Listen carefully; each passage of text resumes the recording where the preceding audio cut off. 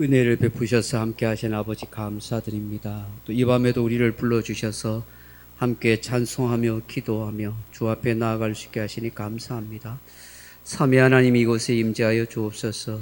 우리의 생각과 마음을 살펴보시고 우리의 중심을 헤아리사 진심으로 하나님을 찬송하며 경배할 수 있는 마음이 되게 하옵소서. 주의 은혜가 우리에게 임하기를 간절히 소망합니다. 예수님 귀하신 이름으로 기도하옵나이다. 아멘.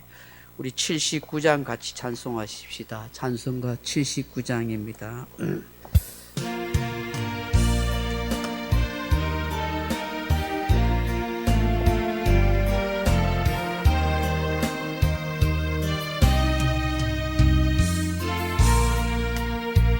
주 하나님 지으신 모든 세계 내 마음 속에 그리워볼 때 하늘의 별 울려 퍼지는 내성 주님의 권능 우주에 찬네 주님의 높고 위대하심을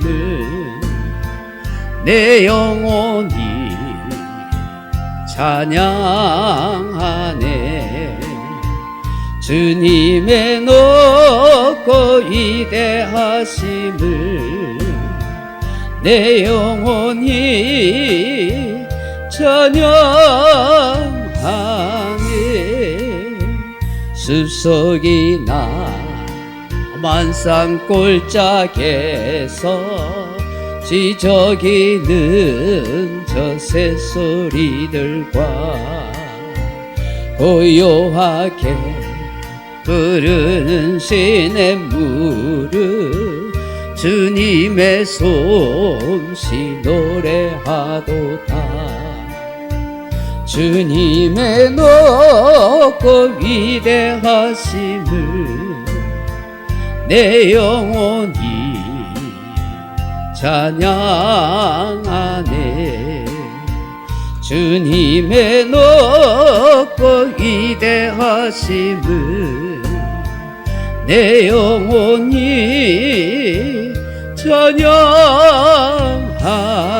찬양하네 주 하나님 독생자 아낌없이 우리를 위해 보내주셨네 십자가에 피 흘려 죽으신 주 내 모든 죄를 대속하셨네 주님의 높고 위대하심을 내 영혼이 찬양하네 주님의 높고 위대하심을 내 영혼이 찬양하네 내 주 예수 세상에 다시 올 때 저 천국으로 날 인도하리 나 겸손히 엎드려 경배하며 영원히 주를 찬양하리라 주님의 높고 위대하심을 내 영혼이 찬양하네 주님의 높고 위대하심을 내 영혼이 찬양하네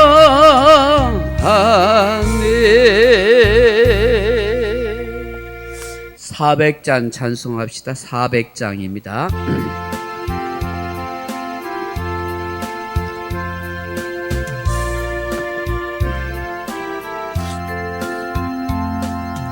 험한 숲사물 속에서 나를 건져주시고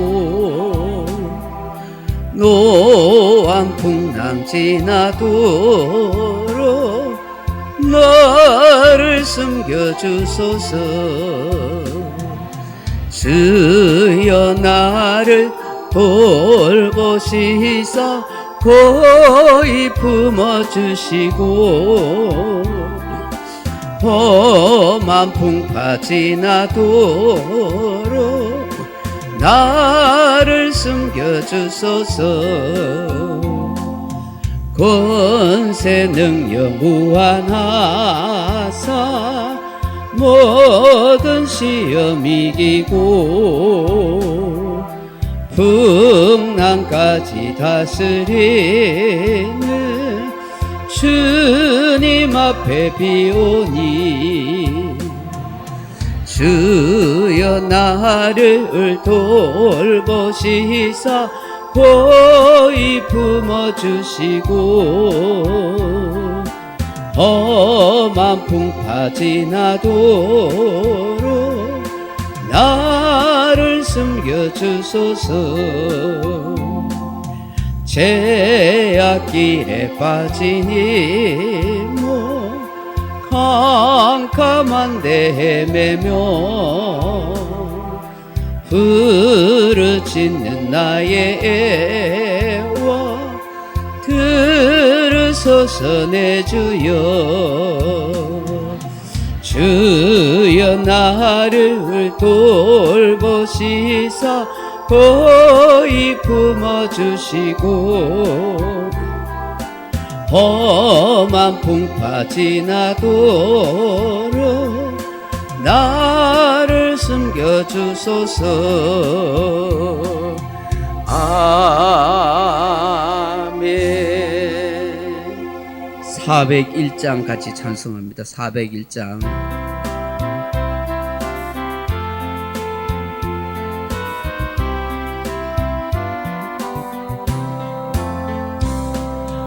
주의 곁에 있을 때 마음이 든든하오니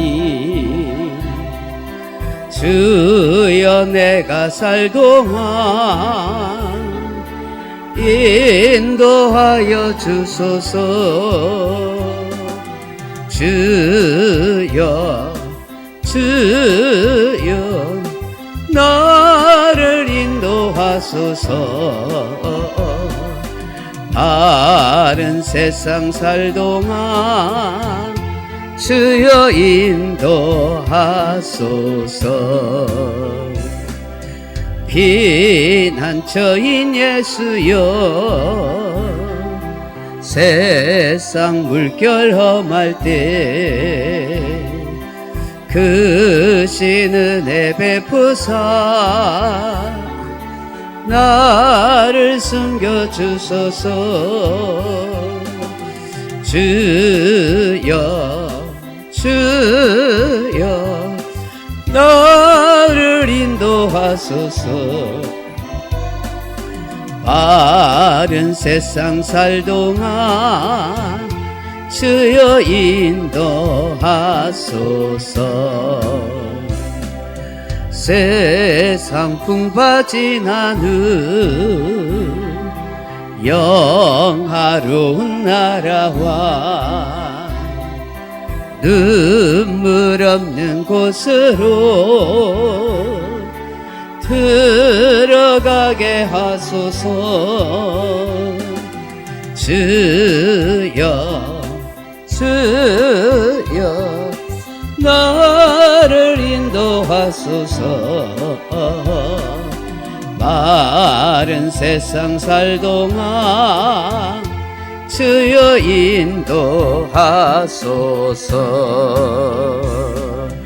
아멘. 413장 같이 찬송하십니다. 413장입니다.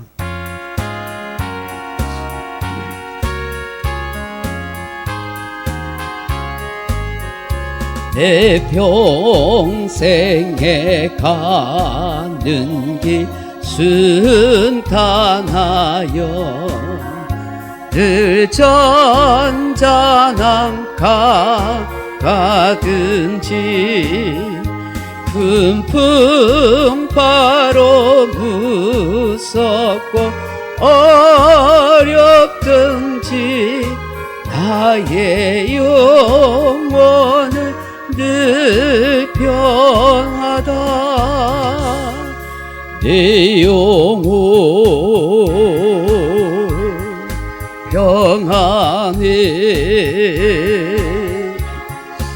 내 영혼 내 영혼 평안해. 저 막히는 우리를 삼키려고 입 벌리고 달려와도 주 예수는 우리의 대장되니 끝내 싸워서 이기겠네. 내 영혼 편안해. 내 영혼 내 영혼 평안해. 내 지은 죄 무옹비 같으라도 주 예수께 아뢰며 그 십자가 피로서 다시 쓰사 있는 보다 더 정하리라. 내 영혼 평안해. 내 영혼 내 영혼 편안해. 주공 중에 구름이 일어나며 큰 나팔이 울릴 때에 주 오셔서 세상 심판해도 나의 영혼은 없으리. 내 영혼 평안해. 내 영혼 내 영혼 평안해. 478장 같이 찬송하십시다. 478장입니다.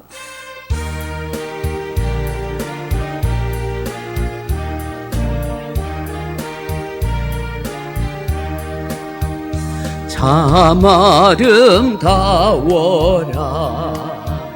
주님의 세계는 저 솔로몬의 옷보다 더 고운 백합화 주 찬송하는 듯 저 맑은 새소리 내 아버지의 지으신 그 솜씨 깊도다.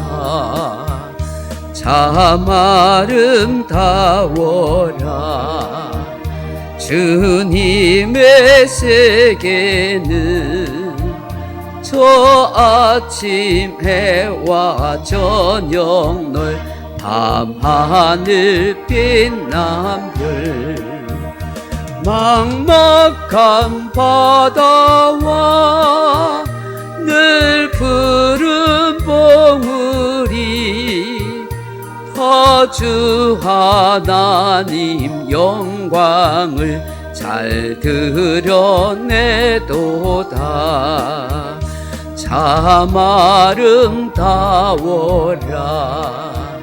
주님의 세계는 저 산에 부는 바람과 잔잔한 시냇물 그 소리 가운데 주 음성 들리니 주 하나님의 큰 뜻을 나 알듯 하도다. 아멘.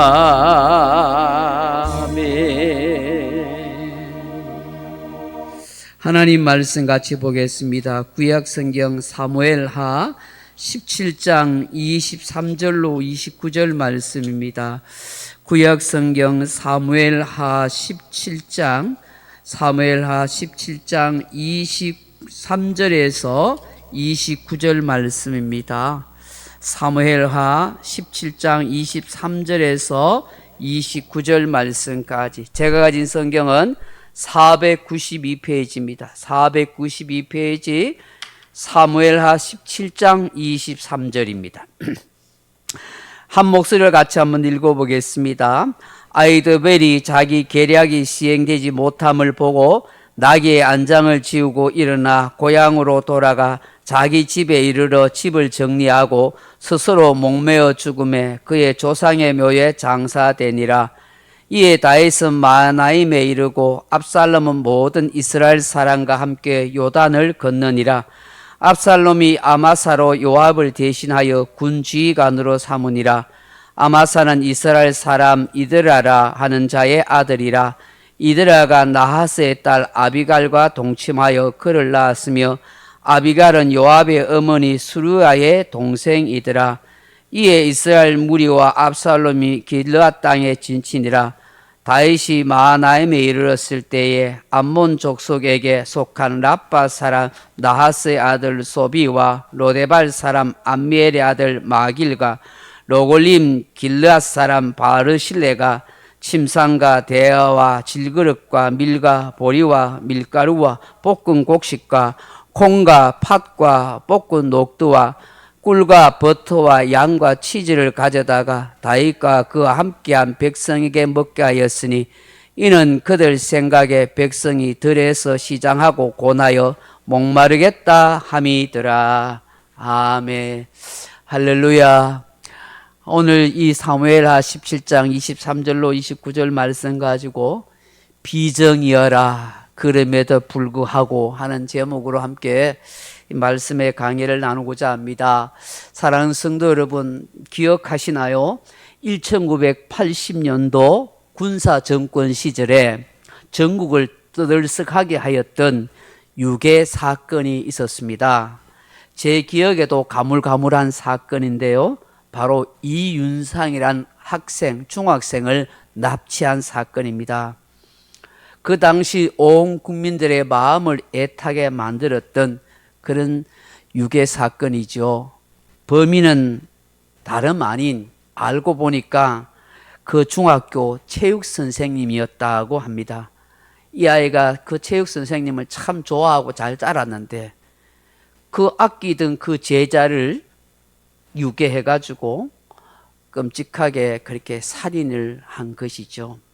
이 체육교사가 그래도 서울대학교 출신의 엘리트로 인정받았던 그런 체육선생 조영형이라 하는 사람입니다. 그는 끔찍한 살인자였고 성범죄자였습니다. 협박을 하면서 이미 아이는 죽여놓고 그러면서 살아있는 것처럼 거짓으로 꾸미고 계속해서 돈을 요구하고 협박을 했었습니다. 끝내 이 윤상군은 그렇게 사늘한 시신으로 돌아오게 되었습니다.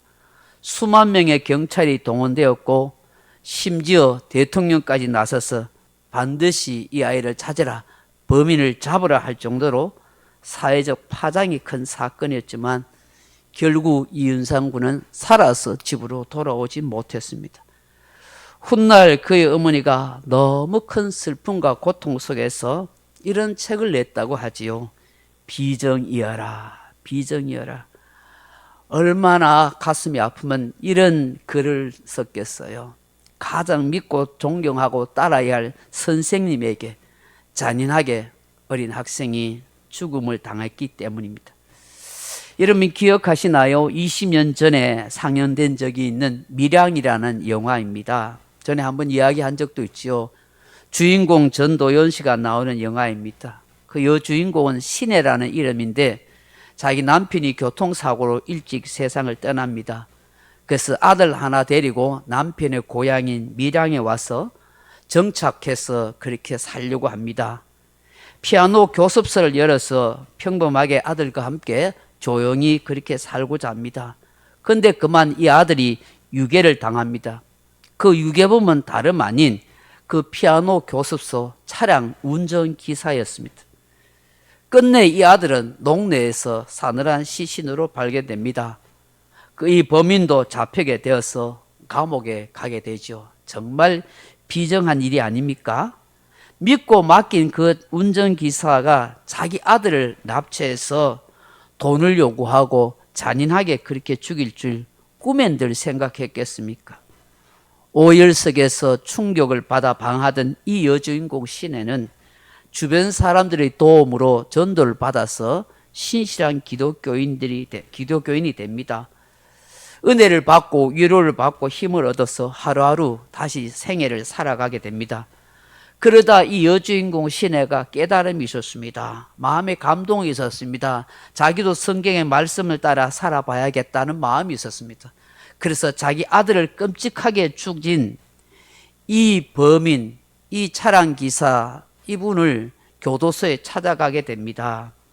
그를 용서해 주려고, 하나님의 사랑으로 용서해 주려고 이 교도소를 방문합니다. 그런데 자기 아들을 끔찍하게 죽였던 이 범인은 너무 태연하게 앉아 있습니다. 그러면서 이런 말을 합니다. 나는 교도소에 와서 기독교 신앙을 가지게 되었습니다. 하나님께서 나의 죄를 다 용서해 주었습니다. 당신이 용서해 주지 않아도 나는 하나님께 다 용서받았습니다.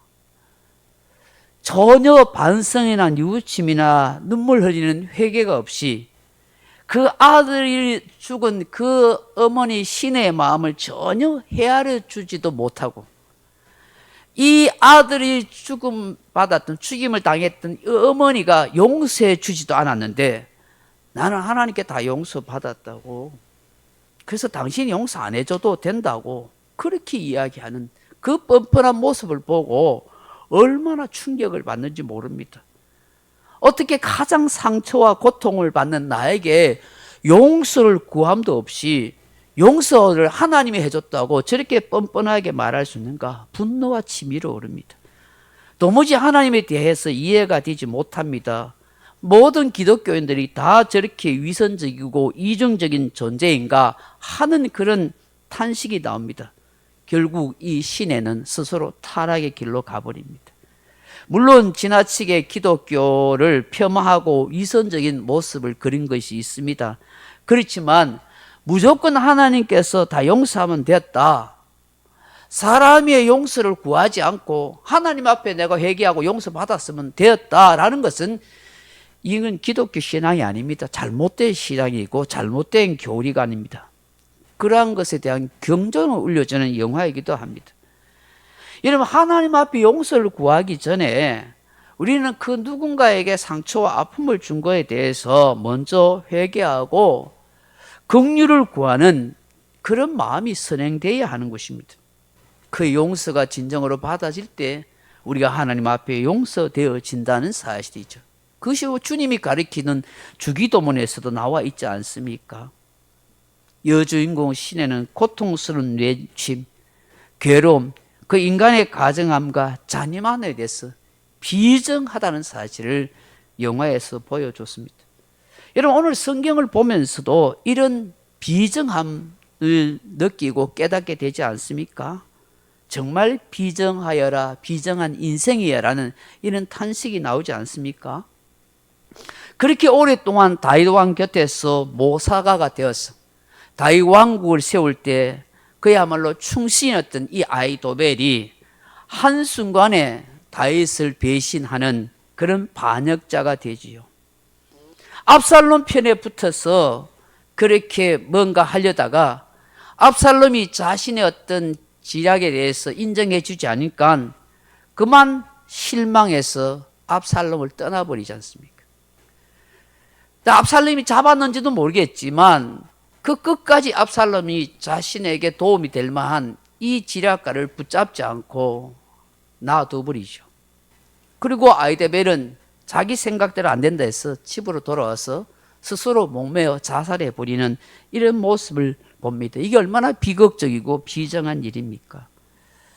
이렇게 목매어 자살하는 아히도벨을 보면서 문득 우리는 이런 생각을 합니다.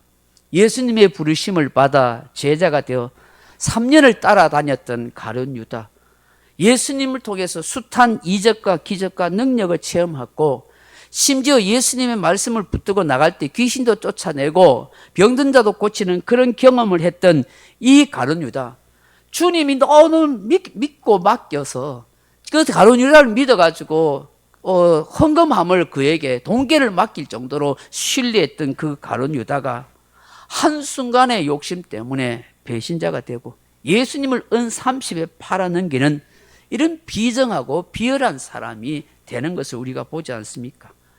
인간이 다 그럴 수 있어 라고 생각할 수 있지만 이 타락한 우리의 모습을 보면서 우리 인간이 이렇게 비정할 수 있구나 하는 생각을 하게 되죠. 예수님은 마지막 순간까지도 이 가룟 유다에게 어쩌면 회개의 기회를 줄는지 몰라요. 그 밤에 만찬을 할 때까지도 나를 팔 자가 있다고 말하고 내가 먹는 이 손그릇에 같이 손을 넣는 그 사람이라고 구체적으로 그렇게 이야기해 줬지만 양심에 털이 났는지 눈치가 없는지 깨달음이 없어서인지 아니면 일부러 그렇게 하는지 그는 결국 그 밤에 몰래 빠져나와 예수님을 그렇게 팔아넘기고 말았습니다. 오늘 본문을 보시면 얼마나 비정한 모습을 그리고 있습니까? 여러분 24절에 보시면 이에 다해서 마하나임에 이르고 압살롬은 모든 이스라엘 사람과 함께 요단을 건너니라. 25절에 보시면 압살롬이 아마사로 요압을 대신하여 군 지휘관을 삼으니라. 아마사는 이스라엘 사람 이드라라 하는 자의 아들이라. 이드라가 나하스의 딸 아비갈과 동침하여 그를 낳았으니 아비갈은 요압의 어머니 스루야의 동생이더라. 여러분 이 말씀이 무슨 의미하겠습니까? 지금 보세요. 아들 압살롬이 반란을 일으켜 수많은 군사들과 함께 자기 아버지 다윗을 죽이려고 이 요단강을 건너가지고 지금 같이 딱 대척점에 서가 있는 거예요. 아버지와 아들 서로 죽이고 죽여야 할 원수가 되어서 지금 서가 있어요. 그런데 얼마나 또 웃기냐면 앞서 24절, 25절 읽었지만 압살롬이 자기의 최고의 군사령관을 아마사라는 사람을 세워요. 여기에 다윗에 있어서 군사령관이 누구냐면 요압이에요. 그런데 요압과 아마사는 뭐냐면 이종 사촌관이야. 엄마들이 언니 동생인 거야. 엄마들이 이종 사촌관이야. 넓게 보면은 이 다윗과 요압과 압살롬과 이 아마사는 다 친척지간이에요. 사촌 외사촌지간이에요. 고장. 그리고 보세요. 아버지와 아들이 서로 있고 이종 사촌 간에 있고 외사촌 간에 서로 나눠져서 지금 죽고 죽여야 할 전쟁터를 지금 만들고 있다는 이 모습. 이게 얼마나 비정한 모습인 것입니다. 서로 칼을 겨누고 죽고 죽이는 원수 관계에 서 있는 거예요. 이것이 참으로 비정하고 비극적인 상황 아닙니까? 이스라엘 같은 동족, 같은 핏줄, 같은 형제들끼리 부모와 자식 간에 피 흘리는 전쟁을 치르고 있어요.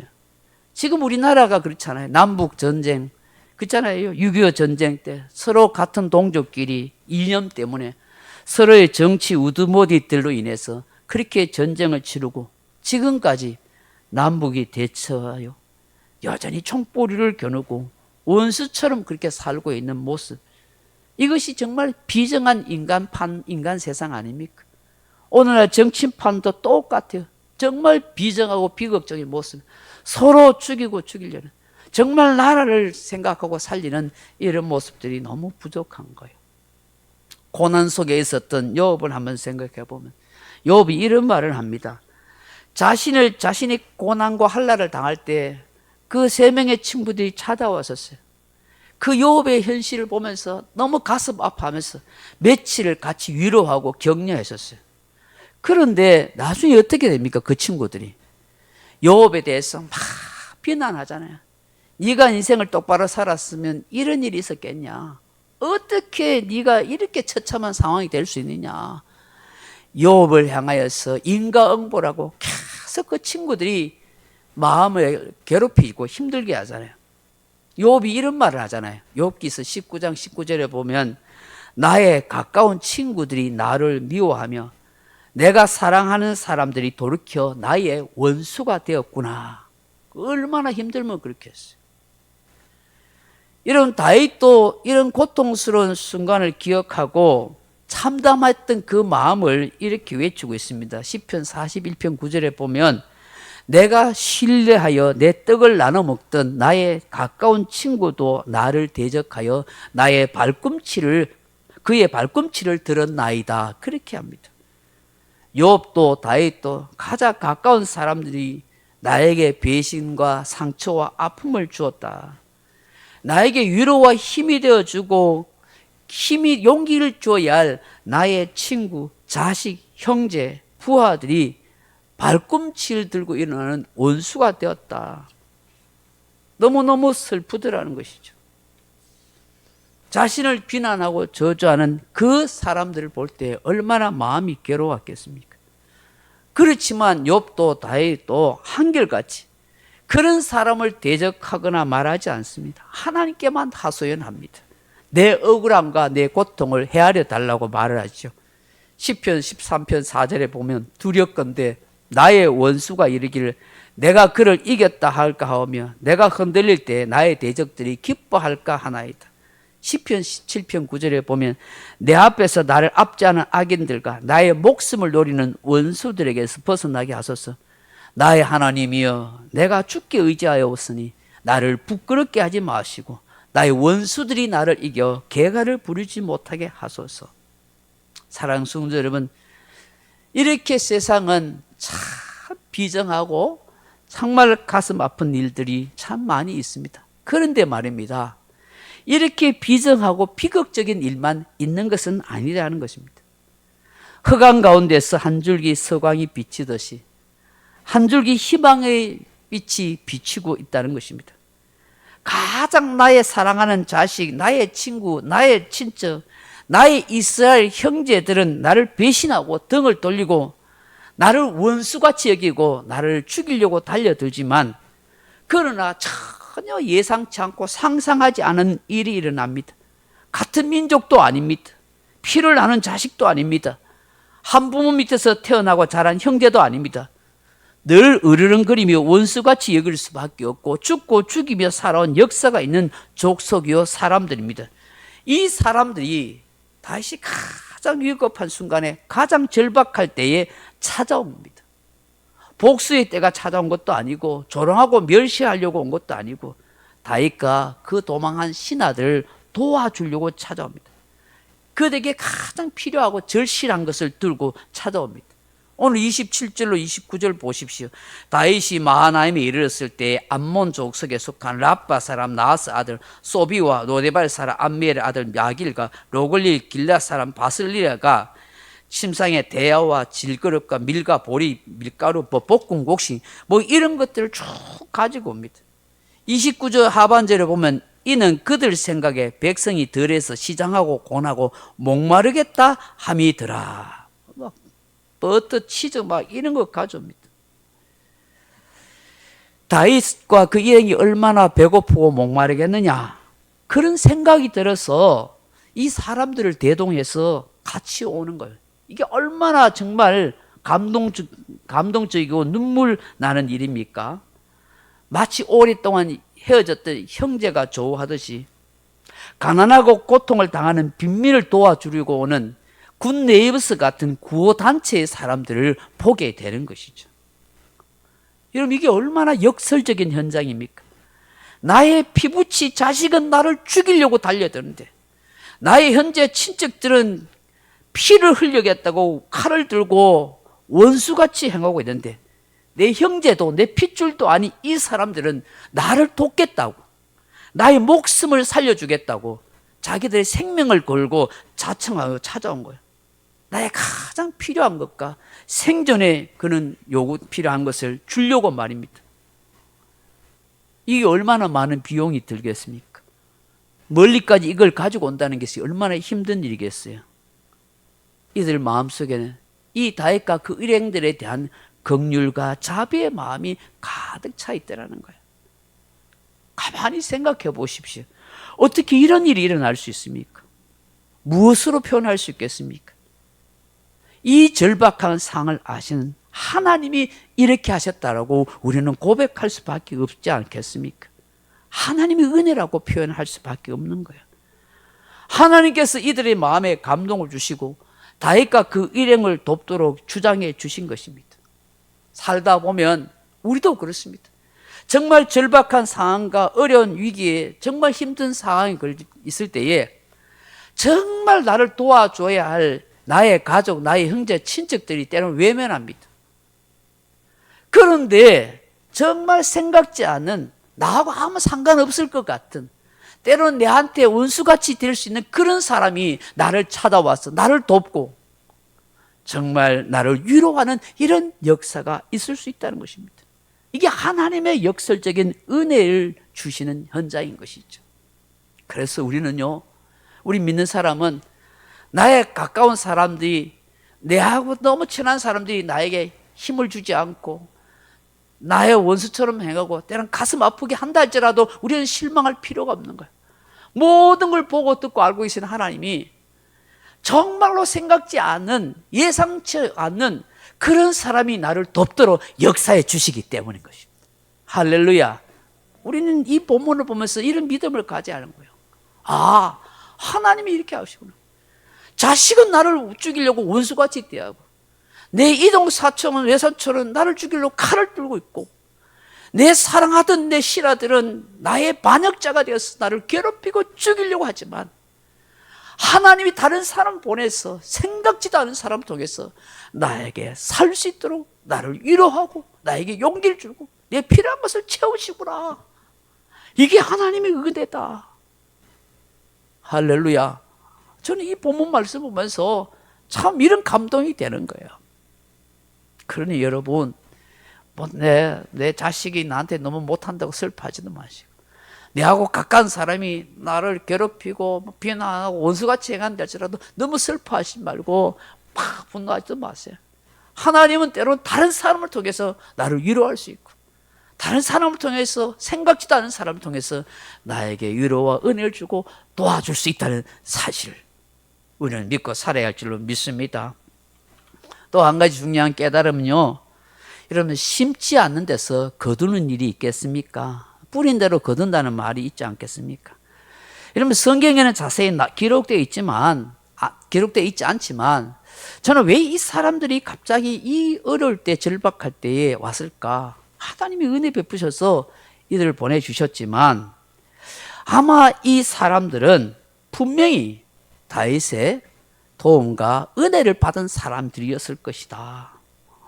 뭐 이스라엘 사람들에게도 혜택을 베풀었겠지만 여기 이방인인 암몬 족속 사람, 이런 저런 사람들에게 분명히 다윗이 도움을 주었던 그런 일이 있지 않겠느냐 하는 것이죠.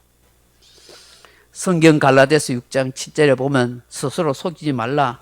하나님은 업신여김을 받지 아니하시나니 사람이 무엇을 심든지 그대로 거두리라고 말씀합니다. 자기의 육체로부터 심는 자는 육체로부터 썩어질 것을 거두고 성령을 위하여 심는 자는 성령으로 영생을 거두리라. 우리가 선을 행하되 낙심하지 말지니 포기하지 아니하면 때가 이르매 거두리라. 그러므로 우리는 기회에 있는 대로 모든 이에게 착한 일을 하되 더욱 믿음의 가정들에게 할지니라고 하십니다. 저는 다윗이 왕위에 있을 때 평소에 이 사람들을 많이 도와줬을 거라고 생각합니다. 그렇기 때문에 다윗이 위기가 처하고 어려움이 있다는 소문을 듣고 정말 앞장서서 이 사람들이 이 많은 양식을 들고 이렇게 목숨 걸고 찾아오지 않았겠느냐 하는 것이죠. 성경에 이런 말씀이 있습니다. 시편 34편 14절에 악을 버리고 선을 행하며 화평을 찾아 따를지어다. 여호와를 의뢰하여 선을 행하라. 땅에 머무는 동안 그의 성실로 먹을거리를 삼을지어다. 데살로니가 3장 10절에 보면 형제들아 너희는 선을 행하다가 낙심하지 말라. 디모데전서 6장 18절에 보면 선을 행하고 선한 사업을 많이 하고 나누어 주기를 좋아하며 너그러운 자가 되게 하라. 그렇게 말씀합니다. 아마 다윗이 왕위에 있을 때 좀 선한 일을 많이 하고 누군가를 돕고 화평하는 그런 나라를 만들어 갔기 때문에 저는 이 사람들이 이 절박한 순간에 이렇게 다윗에게 도움을 주러 온 거라 생각해 봅니다. 말씀 맺습니다. 사랑하는 성도 여러분, 세상은 참 비정합니다. 정말 비정의라고 외칠 만큼 비극적이고 가슴 아픈 일이 얼마나 많이 일어나는지 모릅니다. 세상에 그 누구도 영원히 믿을 사람은 없습니다. 우리가 영원히 믿고 신뢰할 분은 오직 한 분 예수 그리스도밖에 없습니다. 그래서 오늘도 우리는 예수님의 이름을 부르고 그 예수님을 찬송하고 감사의 예배를 드리고 있는 것입니다. 나의 가슴에 비수를 꽂을 사람은 언제나 어디에나 있기 마련입니다. 그러나 그런 세상에서도 숨쉬고 살아가게 되는 것은 끙끙 얼이는 눈밭에도 봄꽃이 피듯이 희망을 주는 사람이 있다는 사실입니다. 생각지도 않는데, 예상하지도 않았는데 하나님은 그런 사람을 보내사 나를 도와주기도 한다 하는 것입니다. 모든 것이 다 하나님의 은혜라는 사실을 우리는 알게 되는 것입니다. 그러므로 내가 숨쉬고 살아가는 동안 나 또한 그 누군가에게 희망의 빛이 되는 그런 사람, 생명의 빛이 되는 사람으로 우리가 살아가야 하지 않겠습니까? 비정하고 비난이 많은 이 세상은 나를 조롱하고 멸시할 사람은 많습니다만 힘을 주고 용기를 주고 희망을 주는 사람은 적습니다. 내가 바로 그런 사람이 된다면 얼마나 하나님이 기뻐하시겠습니까? 정말 하나님이 바라시는 그런 믿음의 사람이요, 낭만이 있는 사람이요, 품격이 있는 성도라고 생각합니다. 공짜 없습니다. 다 심은 대로 거둡니다. 하나님께서 이 말씀을 통해서 우리에게 이것을 깨닫게 하는 것 같습니다. 이 밤에 우리가 함께 기도하며 주의 은혜를 구할 수 있기를 주님의 이름으로 축원합니다. 아멘. 우리 85장 같이 찬송하십시다. 찬송가 85장입니다.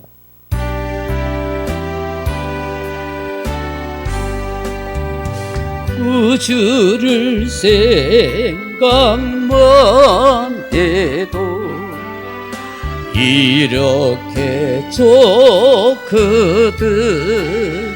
주 얼굴 배울 때야 얼마나 좋으랴. 만민의 구주 예수요, 귀하신 이름은 천지에 있는 이름 중 비할 데 없도다. 자매게 하는 자에게 소망이 되시고 구하고 찾는 자에게 기쁨이 되신다. 예수의 넓은 사랑을 어찌다 말하랴. 주 사랑 받은 사람아 그 사랑 알도다. 사랑의 구주 예수여, 내 기쁨 되시고 이제로부터 영원히 영광이 되소서. 아멘. 말씀을 생각하면서 나라, 민족과 가정과 교회와 우리의 사랑한 자녀를 위해서, 우리의 삶의 앞날을 위해서 같이 기도하십시다. 사랑하는 아버지 하나님 감사합니다. 오늘 밤에도 이렇게 힘들고 지친 몸을 이끌고 피곤한 발걸음을 하나님의 전에 와서 함께 찬송하고 기도하며 말씀도 꺼내고 할 수 있는 복된 밤 되게 하시니 감사드립니다. 살아있는 것이 기적이고 숨쉬고 살아가는 것이 늘 감사인 것을 고백하게 됩니다.